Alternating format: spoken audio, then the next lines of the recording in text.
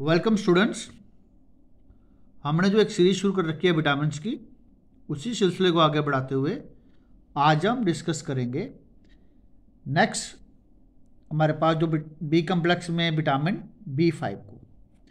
B5 का जो chemical name है वो है पेंटोथेनिक एसिड। तो ये पेंटोथेनिक एसिड हमारे पास is a part of B complex, ठीक है, इसको B5 बोलते हैं। अब ये इसका फंक्शंस क्या है, ये हमारी बॉडी में करता क्या है?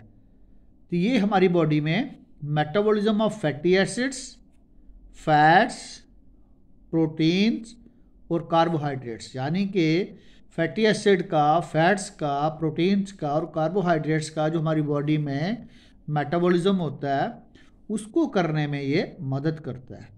इसके अलावा हमारी स्किन को सॉफ्ट रखता है, स्मूथ रखता है और एक बड़ा ही इंपॉर्टेंट काम करता है एंटी इन्फ्लेमेटरी, यानी कि एज ए एंटी इन्फ्लेमेटरी ये काम करता है। ये एंटी इन्फ्लेमेटरी कैसे काम करता है? एक्चुअल में ये कॉर्टिकोस्टेरॉइड्स होते हैं ना, जो ये उनको सिंथेसाइज करने में मदद करता है और ये कॉर्टिकोस्टेरॉइड्स क्या करते हैं? एंटी इन्फ्लेमेशन का काम करते हैं। और ये कॉर्टिकोस्टेरॉइड्स कहाँ बनते हैं? ये बनते हैं हमारे एड्रिनल ग्लैंड में। और एड्रिनल ग्लैंड आपको पता कहाँ पे होता है? किडनी के जस्ट, अगर मैं देखें तो किडनी के जस्ट ऊपर कैप की तरह एक ग्लैंड मिलता है। वो ग्लैंड कौन सा होता है? वो एड्रिनल ग्लैंड होता है। और ये क्या काम करता है? कॉर्टिकोस्टेरॉइड एंटी इन्फ्लेमेटरी काम करते हैं, स्वेलिंग को कम करते हैं, इचिंग कम करते हैं और सबसे इम्पॉर्टेंट एलर्जिक रिएक्शंस को ये रोकते हैं। तो अब पता कर लेते हैं कि हमारे पास इसकी जो डेफिशिएंसी अगर हो जाती है हमारे पास विटामिन B5 की, तो ये क्या पेशेंट जो सफ़र हो जाएगा उसको क्या फील होगा? वो बॉडी में नंबनेस फील करेगा। नंबनेस का मतलब होता है कहीं कहीं सुन्नपन आ जाना, फिर हाथ और पाँव में बर्निंग सेंसेशन। इसके अलावा उसको स्लीपनेसनेस हो सकती है, यानी कि numbness, burning of hands and feet, sleeplessness. अब इस चीज़ से बचने के लिए इसका जो सोर्स है, हमें कौन कौन सी चीज़ें कंज्यूम करनी चाहिए? तो वही प्लांट्स और एनिमल सोर्स हैं। प्लांट्स में हमें मशरूम खानी चाहिए, ब्रोकली खानी चाहिए, पोटैटो खाना चाहिए और एवोकाडोस खाना चाहिए। इसके अलावा अगर हम बात करें एनिमल सोर्स में, तो एग लेना चाहिए, मिल्क लेना चाहिए और सी फूड्स लेने चाहिए। ये सारे क्या करते हैं? इनमें भरपूर मात्रा में विटामिन B5 अवेलेबल होता है अगर हम इनको कंज्यूम करें।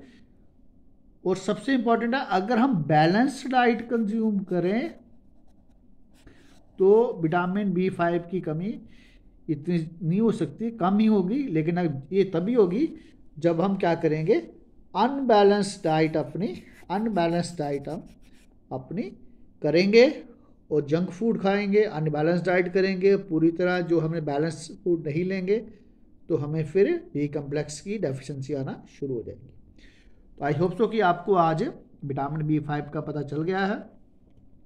तो आपने इससे पहले हमारे तीनों वीडियोस देख लिए हैं, समझ लिए हैं, अपने दोस्तों में शेयर भी किए हैं। चैनल पे नए हो तो चैनल को आप सब्सक्राइब कर लें। आइए चलते हैं अपने नेक्स्ट विटामिन पे। नेक्स्ट विटामिन कौन सा हमारा? पायरिडॉक्सिन। इसको विटामिन B6 बोलते हैं। It's very important. Pyridoxine further divided into pyridoxine, pyridoxal and pyridoxamine. तो हमने यहाँ पे ये बाकी के तीन नाम बड़े रेयर पूछे जाते हैं, हमने पैरिडॉक्सिन ही याद रखना है, जिसको विटामिन 6 का केमिकल नेम है। और ये क्या करता है, इसका फंक्शन क्या है? फंक्शन वही मेटाबॉलिज्म। अभी तक हमने क्या पढ़ रहे हैं? सभी में मेटाबॉलिज्म पढ़ रहे हैं। तो मेटाबॉलिज्म अमीनो एसिड्स क्या? Proteins, fats, carbohydrates. और इसके अलावा अगर हम देखें सोर्स, ये हमें कहाँ से मिलेगा? मिल्क से, लिवर से, मीट, एग, योक, फिश। इसके अलावा प्लांट सोर्स देखें तो whole grains, cereals, legumes, vegetables. जब कभी हमारी बॉडी में विटामिन B6 की कमी हो जाएगी तो फिर हमें कैसा फील होगा, हमें न्यूराइटिस हो जाएगा, यानी कि पेरिफेरल न्यूराइटिस। हल्की हल्की ऐसे बोलें तो हमारी नर्व्स क्या करेंगी, स्वेल हो जाएंगी। जो पेरिफेरी की नर्व्स हैं हमारी कैसी हो जाएंगी, वो स्वेल हो जाएंगी। और ये डेफिशिएंसी आपको बता दें एसोसिएट करती है राइबोफ्लेविन की कमी के साथ साथ, डेफिशिएंसी में आकर ड्यू टू डेफिशिएंसी राइबोफ्लेविन, क्योंकि न्यूराइटिस जो है उसकी एक वजह राइबोफ्लेविन की कमी भी होती है। और कई बार जो लोग एंटी ट्यूबरकुलर ड्रग्स खा रहे होते हैं ट्यूबरकुलोसिस की डिजीज़ के लिए, उस दवाई की वजह से भी उनको विटामिन B6 की कमी हो सकती है। तो ऐसे पेशेंट्स को एडिशंस में विटामिन B6 दिया जाता है। और मेन वजह क्या होगी, अनबैलेंस डाइट। अनबैलेंस डाइट की वजह से विटामिन B6 की कमी हो सकती है। तो हमने इसको पूरा करने के लिए सिर्फ हमने अपने फूड पे ध्यान देना है। एडिशंस में सप्लीमेंट्स लेने की ज़रूरत नहीं है, खुद डॉक्टर बन के लेने की ज़रूरत नहीं है। अगर कभी हमें लेने की ज़रूरत पड़े तो हमने अपने डॉक्टर को कंसल्ट करके ही लेने चाहिए, क्योंकि एडिशंस में और बिना वजह विटामिन खाने से भी शरीर को नुकसान हो सकता है। तो हमने हमेशा जब भी कोई दवाई खानी है तो अपने फिजिशियन को पूछ के ही खानी है, जैसा वो एडवाइस करें वैसा ही लेना है। तो आई होप सो कि आपको आज के दोनों टॉपिक्स जो पेंटोथेनिक एसिड और पायरिडॉक्सिन जो हमने अभी डिस्कस किया वो आपको समझ आ गए हैं। तो स्टूडेंट्स अब हम इसके बाद जो बी कम्प्लेक्स के रिमेनिंग बचे हुए टॉपिक्स हैं वो हम अगले वीडियो में डिस्कस करेंगे। आई होप सो कि आपको बातें समझ आ रही हैं, आप मेरे चैनल को लाइक कर रहे हो, शेयर कर रहे हो। अगर चैनल पे नए हो तो सब्सक्राइब भी करें।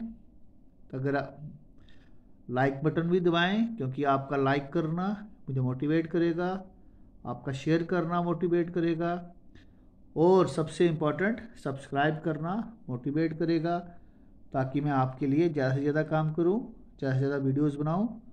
तो थैंक यू स्टूडेंट्स।